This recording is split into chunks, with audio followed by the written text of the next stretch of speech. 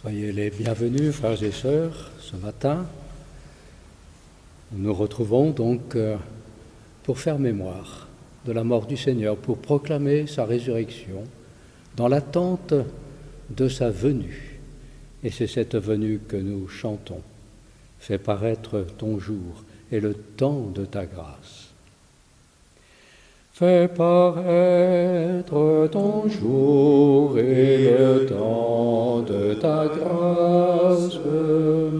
Fais paraître ton jour, que l'homme soit sauvé. Par la croix du serviteur, porche royale où s'avancent les pécheurs. Par le corps de Jésus-Christ, nu, outragé sous le rire des bourreaux, sur les foules sans berger et sans espoir, qui ne vont qu'à perdre cœur, fais paraître ton jour et le temps de ta grâce. Fais paraître ton jour, que l'homme soit sauvé. Au nom du Père et du Fils et du Saint-Esprit. Amen. Le Seigneur soit avec vous. Et avec votre esprit. Je vous invite à prier ce matin en communion avec l'Église du Vietnam, puisque l'Église fait mémoire des martyrs. 117 martyrs de cette Église au long du XVIIIe et XIXe siècle. Oui, que le Seigneur triomphe du mal dans le temps de l'histoire, dans le temps d'aujourd'hui, mais invoquons sa miséricorde sur notre monde, un monde traversé de tant de conflits, de tant de misère, de tant de souffrances. Seigneur Jésus-Christ, venu réconcilier tous les hommes avec ton Père et notre Père, béni sois-tu, prends pitié de nous. Prends pitié de nous. Toi, le serviteur fidèle, devenu péché en ce monde pour que nous soyons justifiés en toi, béni sois-tu, prends pitié de nous. Prends pitié de nous. Toi qui vis près du Père et nous attires vers lui dans l'unité de l'Esprit Saint, béni sois-tu, prends pitié de nous. Prends pitié de nous. Que Dieu Tout-Puissant nous fasse miséricorde, qu'il nous pardonne nos péchés et nous conduise à la vie éternelle. Amen. Ensemble, prions le Seigneur. Seigneur Dieu, source et origine de toute paternité, tu as donné aux saints martyrs André et ses compagnons la grâce d'être fidèles à la croix de ton Fils jusqu'à l'effusion de leur sang.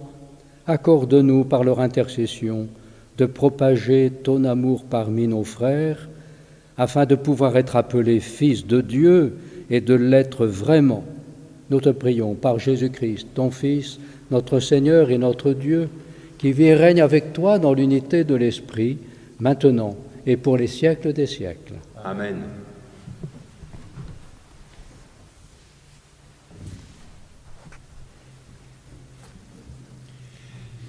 Lecture de l'Apocalypse de Saint Jean. Moi, Jean, j'ai vu, et voici une nuée blanche, et sur cette nuée quelqu'un siégeait qui semblait un fils d'homme. Il avait sur la tête une couronne d'or et à la main une faucille aiguisée. Un autre ange sortit du sanctuaire. Il cria d'une voix forte à celui qui siégeait sur la nuée: lance ta faucille et moissonne, elle est venue l'heure de la moisson, car la moisson de la terre se dessèche. Alors celui qui siégeait sur la nuée jeta la faucille sur la terre, et la terre fut moissonnée. Puis un autre ange sortit du sanctuaire qui est dans le ciel. Il avait lui aussi une faucille aiguisée. Un autre ange encore sortit venant de l'autel. Il avait pouvoir sur le feu. Il interpella d'une voix forte celui qui avait la faucille aiguisée: lance ta faucille aiguisée et vendange les grappes de la vigne sur la terre, car les raisins sont mûrs. L'ange alors jeta la faucille sur la terre, il vendangea la vigne de la terre et jeta la vendange dans la cuve immense de la fureur de Dieu. Parole du Seigneur.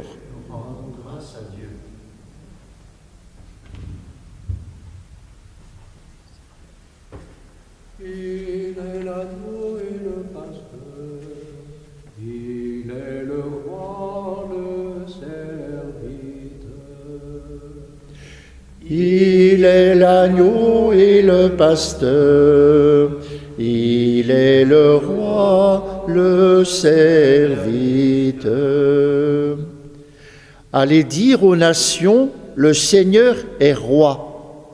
Le monde inébranlable tient bon, il gouverne les peuples avec droiture. Il est l'agneau et le pasteur, il est le roi, le serviteur. Joie au ciel, exulte la terre. Les masses de la mer mugissent, la campagne tout entière est en fête. Il est l'agneau et le pasteur, il est le roi, le serviteur. Les arbres des forêts dansent de joie devant la face du Seigneur, car il vient pour juger la terre.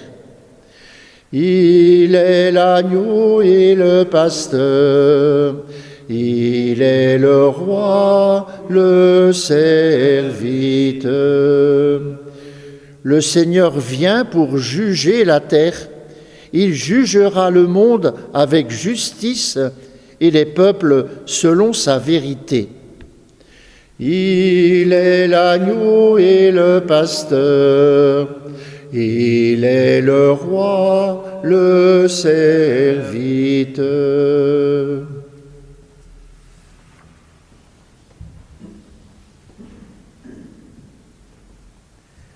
Alléluia, Alléluia, Jésus est vivant. Alléluia, Alléluia, Jésus est vivant. Sois fidèle jusqu'à la mort, dit le Seigneur, et je te donnerai la couronne de la vie. Alléluia, Alléluia, Jésus est vivant. Alléluia, Alléluia, Jésus est vivant. Le Seigneur soit avec vous. Et avec votre esprit. Évangile de Jésus-Christ selon saint Luc. Gloire à toi, Seigneur.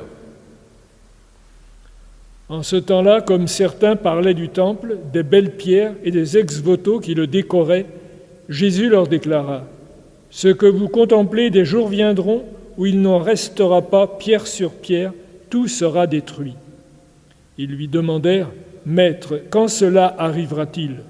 Et quel sera le signe que cela est sur le point d'arriver ?» Jésus répondit : « Prenez garde de ne pas vous laisser égarer, car beaucoup viendront sous mon nom et diront : c'est moi, ou encore le moment est tout proche. Ne marchez pas derrière eux. Quand vous entendrez parler de guerre et de désordre, ne soyez pas terrifiés. Il faut que cela arrive d'abord, mais ce ne sera pas aussitôt la fin. » Alors Jésus ajouta : « On se dressera nation contre nation, royaume contre royaume. Il y aura de grands tremblements de terre et en divers lieux des famines et des épidémies. Des phénomènes effrayants surviendront et de grands signes venus du ciel. » Acclamons la parole de Dieu. Louange à toi, Seigneur Jésus.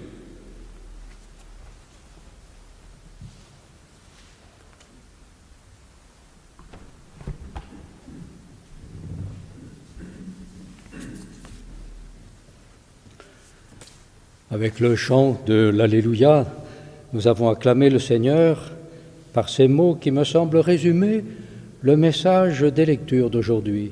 « Sois fidèle jusqu'à la mort, dit le Seigneur, et je te donnerai la couronne de la vie. » La fidélité jusqu'à la mort nous situe dans le temps présent.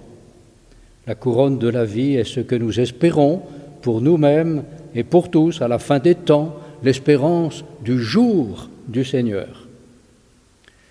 La parole de Jésus est nette et claire. Quand vous entendrez parler de guerre, de désordre, ne soyez pas terrifiés, il faut que cela arrive d'abord, mais ce ne sera pas aussitôt la fin. Nous sommes donc dans ce temps où nous avons à tenir dans la fidélité au milieu des épreuves. Les contemporains de Jésus admiraient la belle construction du temple à Jérusalem. Ce temple avait été construit peu de temps auparavant par Hérode le Grand, et voilà qu'il sera entièrement détruit suite à la révolte juive contre l'occupant romain en l'an 70. Et nous n'oublions pas que le livre de l'Apocalypse est écrit pour soutenir le combat et la fidélité de chrétiens persécutés. Aujourd'hui, l'Église fait donc mémoire des 117 martyrs du Vietnam. Ils ont été canonisés en 1988 par le pape Jean-Paul II. Parmi eux, il en est un qui m'est cher puisqu'il est originaire de Corrèze. Il se nomme Pierre Dumoulin-Bory. Entré à 21 ans aux missions étrangères de Paris, il fut envoyé en mission au Tonkin. À l'époque, la persécution ravageait la communauté chrétienne. Il fut dénoncé, condamné à mort, et il fut décapité un 24 novembre 1838. Il avait 30 ans et il venait d'être nommé évêque. Le diocèse de Tulle a comme relique la tunique qu'il portait le jour de son martyre. Il faut que cela arrive d'abord, mais ce ne sera pas aussitôt la fin. Une fin il y aura donc. Ce sera l'heure de la moisson, l'heure de la vendange, dont nous a parlé le livre de l'Apocalypse. Ce sera le jour du jugement dernier, une victoire. La victoire du Christ sur le mal. C'est bien le Christ dans sa gloire que Jean a vu siégeant sur une nuée, la tête couronnée d'or. Nous nous souvenons, Jésus avait parlé de ce jour, le dernier jour. Rappelons-nous la grande fresque au chapitre 25 de saint Matthieu, « Ce que vous avez fait ou ne pas fait au plus petit d'entre les miens, c'est à moi que vous l'avez fait ou pas fait. » Rappelons-nous la parabole du bon grain et de l'ivraie qui donne à voir l'impatience des disciples pour arracher le mal de ce monde et la grande patience de Dieu à qui seul appartient le jugement. Le mal, le malheur dont nous pouvons être complices, nous sont insupportables quand ils ne nous laissent pas indifférents. Certains en viennent à perdre la foi en Dieu. Quand le texte de l'Apocalypse nous parle de la vendange jetée dans la cuve immense de la fureur de Dieu, nous pouvons comprendre que tout ce mal est plus encore insupportable à celui qui aime passionnément parce qu'il est amour. Nous ne pouvons pas oublier ces mots qui traversent la Bible. On les entend au livre de l'Exode. Le Seigneur descendit dans la nuée, il passa devant Moïse et proclama « Le Seigneur, Dieu tendre et miséricordieux, lent à la colère, plein d'amour et de vérité. » Ces mots, on les entend au livre du prophète Isaïe. « Quand ma colère a débordé un instant, je t'avais caché ma face, mais dans mon éternelle fidélité, je te montre ma tendresse. » Ces mots, on les entend encore dans le prophète Osée. « Je n'agirai pas selon l'ardeur de ma colère, je ne détruirai plus Israël, car moi je suis Dieu et non pas homme au milieu de vous, je suis le Dieu saint, je ne viens pas pour exterminer. » En terminant, on peut se souvenir aussi de la belle prière du psaume 102. « Le Seigneur est tendresse et pitié, lent à la colère et plein d'amour. Il n'est pas pour toujours en procès, ne maintient pas sans fin ses reproches. Il n'agit pas envers nous selon nos fautes, ne nous rend pas selon nos offenses. Comme le ciel domine la terre, fort est son amour pour qui le craint. Aussi loin qu'est l'Orient de l'Occident, il met loin de nous nos péchés. Comme la tendresse du Père pour ses fils, la tendresse du Seigneur pour qui le craint. Il sait de quoi nous sommes pétris. Il se souvient que nous sommes poussière.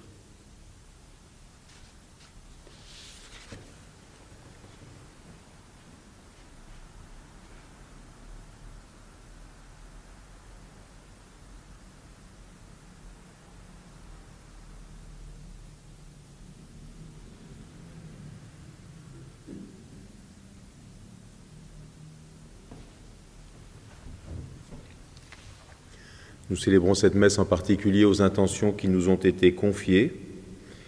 Micheline Guibert, Claire Lefeuvre, Béatrice Collat, Jean Poulain, Marie-Danielle Gérard, Jacques Piard, Maurice Corbineau, Francis Scarica, Noélie Franchet, famille Floch, vivants et défunts de la famille Loiseau.